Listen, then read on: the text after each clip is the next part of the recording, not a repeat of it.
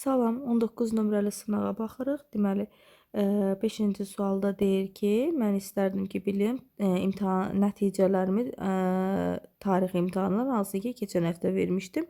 Sən zəhmət olmasa deyə bilərsənmi mənə? Bu, Mark, cənab Smithdən soruşur bunu. İndi baxaq variantlarımıza. A bəndində deyir ki, Mark xahiş edir cənab Smithdən onun imtahan nəticələrini ilə cavabımız olacaq A bəndi. Sonra B-də deyir ki, cənab Smith Marka onun imtahan qiymətlərini deyir. Cənab Smith ona demir, sadəcə Mark yazaraq ondan xahiş eləyir deməsini. C-də deyir ki, Mark imtina edir tarix imtahanı verməkdən. Bu yanlışdır, artıq imtahan vermişdi. Mark təbrik edir cənab Smithi nəticəsinə görə. Bu da yanlışdır. 7 isə deyir ki, Mark imtahana niyə girə bilmədiyini, imtahanı niyə qaçırdığını izah edir. Bu da yanlışdır. Sonra 6-cı sualda deyir ki, məktəb qrupunun ehtiyacı var yeni üzvlərə. Bu yaxşı olar ki, əgər sən musiqi alətində çala bilirsənsə, ancaq yeni başlayanlar üçün də həmçinin yaxşı olar. Dərslər veriləcək iyundakı məktəb konsertindən əvvəl. Deməli, A bəndində deyir ki, sadəcə advanced musicians, yəni yaxşı bacarıqlı, ən üst səviyyədə olan musiqiçilər qoşula bilərlər qrupa. Bu yanlışdır. Burada deyir başlanğıclar da həmçinin qoşula bilərlər, yəni gələ bilərlər. Sonra başlanğıclar da həmçinin qrupda iştirak edə bilərlər, yəni qrupa gələ bilərlər ilə cavabımız olur burada B bəndi. Sonra 7-ci sualda deyir ki, unutma xəritə gətirməyi, yəni bizim üzərində işləməli olacağımız xəritəni gətirməyi ki, hansı ki, keçən həftə işləmişdik, onu unutma. Onlar faydalı olacaq sabahki qrup layihəsi üçün, hansı ki, bu çaylar və dağlar haqqındadır. Deməli, A bəndində deyir ki, layihə şəhərlər və kəndlər haqqındadır. Yanlışdır. Burada bildirirdi dağlar və çaylar və dağlar haqqında olduğunu. B bəndində deyir ki, şagirdlər yeni xəritə çəkməlidirlər sabah üçün. Yanlışdır.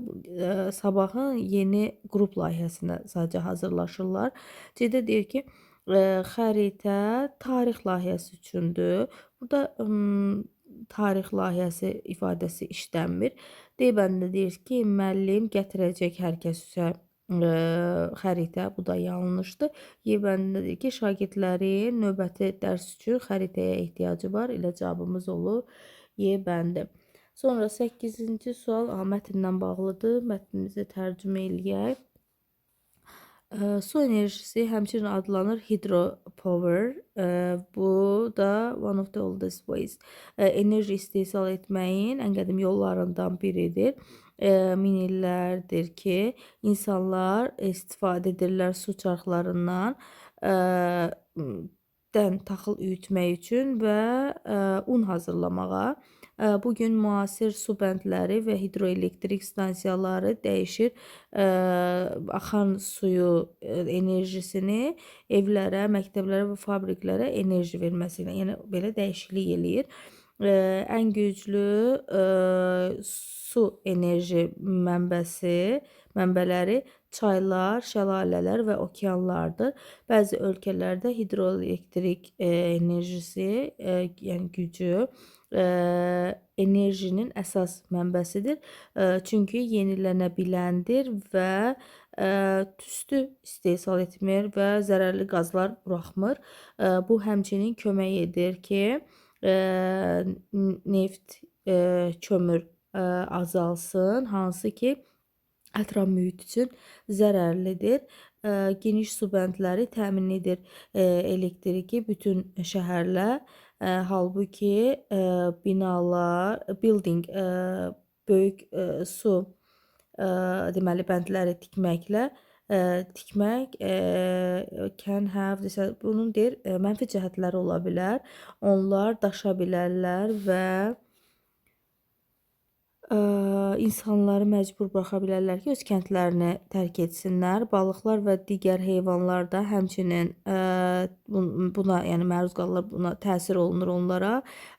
Bəzi balıqlar çaylarda daha çox azad şəkildə, rahat bir şəkildə hərəkət edə bilmirlər.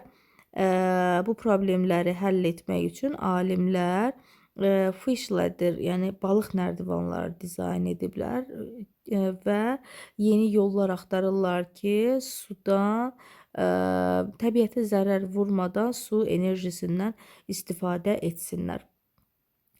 İndi 8-ci sualda mətnimiz nə haqqındadır deyir. Yenilənə bilən enerji hansı ki deyir yaradılıb sudan. Sudan yəni yaranan yenilənə bilən enerji ilə cavabımız olur. A bəndi. 9-da bizdən doğru variantı soruşur. A-da deyir ki su enerjisi ən son ixtiradır. B-də deyir ki hidropower does not create harmful zərərli qazlar yaratmır. İndi gəlin bunun mətndə yerini göstərək. Deməli, ikinci abzasımızda deyir ki, əsas enerji mənbəsidir və çünki bu yenilənə biləndir və düzdür zərərli qazlar does not produce istehsal etmir. Elə cavabımız 9-cu sualda ona görə də olur B bəndə.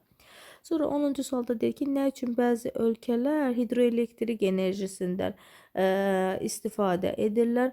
A bəndində deyir ki, çünki çoxlu tüstü istehsal edir. Xeyr, yanlışdır. B-də deyir ki, çünki neft və qaz istehsal edə bilər. Bu da yanlışdır. B-də isə daha sonra C-də isə deyir ki, təmizdir və yenilənə biləndir. Elə bayaqki cümləmizdə bu keçirdi. C bəndi olur. Sonra 11-ci cümlədə böyük su bəndləri make life difficult for fish in rivers. Çaylarda balıqlar üçün həyatı daha da çətinləşdirir. Elə cavabımız olacaq A bəndi. Çünki burada deyir ki, balıqlar və digər heyvanlara da təsir edir və bəzi balıqlar çaylarda daha rahat şəkildə hərəkət edə bilmirlər. Cavab elə ona görə də olur A bəndi. 11-ci sualda cavabımız olacaq A bəndi. Sonra 12-ci sualda bizdən yanlış variant istəyir. Su çarxları istifadə olunurdu keçmişdə dən əritməkdən, üzr istəyirəm, üyütməkdən ötürü. Bu doğrudur. Bizdən yanlış istəyir. Sonra hidroenerji istehsal çoxlu tüstü və zərərli qazlar istehsal edir. Əksinə bu istehsal etmirdi deyə o daha rahat idi, daha faydalı idi onun istifadəsi. Sonra 3-cü sualda deyir ki, deməli biz bir dənə 2-ni götürdük. 3-də deyir ki, böyük su bəndləri tikmək bəzi negativ təsirləri ola bilər. Bu doğruydu. Balıqlar üçün pis təsir eləyirdi. 4-də isə deyir ki, su enerjisi şəhərlər üçün elektrik istehsal edə bilmir. Amma orada bildirirdi ki, bir dəqiqə yerini göstərim.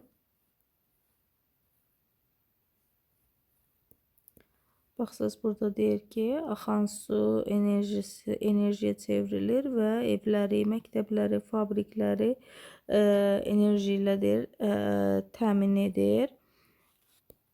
Həmçinin burada da var ki, elektrik bütün şəhəri böyük su bəndləri təmin etdiyi bu enerji, yəni yaratdığı enerji bütün şəhəri təmin edə bilir. Ona görə 4-də səhv olur, götürürük 2 ilə 4-ü.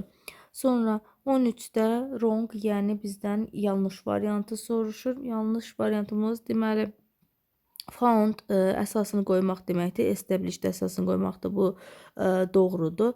Damage zərər vurmaq, harm da zərər vurmaq. Bu da doğrudur. Survive sağ qalmaq, continue to live yaşamağa davam etmək. Bu da doğrudur. Last davam etmək ilə continue da davam etməkdir. Bunu da çıxırıq. Melt əriməkdir. Turn into bu da deyir ki, buza çevrilmək. Ona görə bu yanlış verilibdir.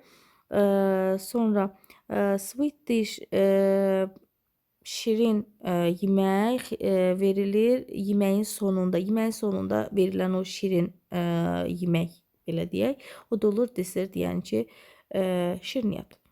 Sonra 15-də incorrect yanlış variantı istəyir bizdən. Özü də antonim cütlüyünün yanlışını istəyir. Accept qəbul etmək, deny inkar etmək, notice sezmək, yəni görmək, see də görmək. Bunlar bir-birinə sinonimdir. Antonim sayılmadığı üçün onu götürürük. 16-cı sualda select sözünün bizdən sinonimini istəyir. Select sözünün də sinonimi olacaq choose, yəni seçmək. Sonra 17-də boşluqdan sonra birbaşa feil gəlib, bir who'dan, bir də what'dan sonra feil götürə bilirdik. Ona görə cavabımız olur C bəndi. 18-ci sualda deməli speak to ilə olurdu. Ona görə də verəcəyik elə to, yəni cavabımız olur D bəndi. Sonra 19-cu sualda mübtəda xəbər uzlaşmasıdır. Mübtədamız nöqtələrə qədər olan hissədir və mübtədamız söz önü ilə ifadə olunduğu üçün söz önüyə qədər baxırıq. Different source cəmdədir deyə cəm xəbərlər 1, 2 və 4-ü götürürük. Sonra S-lə olanlar tək xəbər sayılır. Cavab olur 1, 2, 4. Yəni Y bəndi. Sonra 20-ci sualda deməli əzlə because bir-birinə sinonimdir deyə çıxırıq. Yağış başlayırdı. Yağış başladı və biz buna görə də biz çətrimizi götürdük. Cavab olur B bəndi. 21-ci sualda nə qaydasıdır? Modal. Deməli, burada able-ın to'su yoxdur deyə yanlışdır. Have-in to'su yoxdur deyə yanlışdır. Hadn't deyə bir quruluş yox idi deyə yanlış idi. Yerdə qalan hər iki variantımız doğrudur. Onda deməli cümləni tərcümə eləməliyik. Onlar xəritədə tutaq ki, Y bəndini versək, tapa bilmirdilər. Belə ki, onlar polisdən soruşmalı oldular. Elə cavabımız olur tərcümə ilə Y bəndi. 22-ci sualda bizdən compound istəyir. Worship istisnaların içərisində idi. Ship normalda şəkilcidir, amma bəzi sözlərimiz var idi ki, ship də onlardan biri idi. Şəkilci artırma, burada ship gəmi mənasını verir. Ona görə mürəkkəb isim yaradır. Bir də hometown sözdür. Cavab elə olur A bəndi. Sonra 23-cü sualda sövzəsi deyə qarşısında olacaq Z artiklı. Və burada da a few day bir neçə gün deməkdir. Cavab olacaq Y bəndi. Yəni few days az günlər ifadəsi heç düz çıxmır, amma a few bir neçə gün demək olur. 24-cü sualda as soon as bağlayıcıdır. Birinci bağlayıcının sağ tərəfini işləməliyik. Bağlayıcının sağında will olmur heç vaxt. Have, has, pay, ed olmurdu. Həmçinin də was və ing, əmizar ing olmurdu. Ya sadə indiki, ya sadə keçmiş götürdük. Burada da sağına düşür sadə keçmiş. Deməli, bu tərəfə düşdüsə sadə keçmiş, digər tərəfdə olmalıydı keçmiş zamanlardan biri. Yəni, zaman uzlaşmasını qorumalıydıq. Ona görə olur cavabımız A bəndi. Məhsulda olan deyir, deməli, birincisi cümlə Z idi. Burada mübtədamız Z ilə başlayanı götürə bilmirik biz və did köməkçisindən istifadə olunub deyə keçmiş zamanda bizə lazım olacaq was və üstəgələ participle to add. Ona görə isn't da çıxırıq. Was'dan sonra been olmaz. Bunu da çıxırıq. Cavabımız qalır 1 və 4.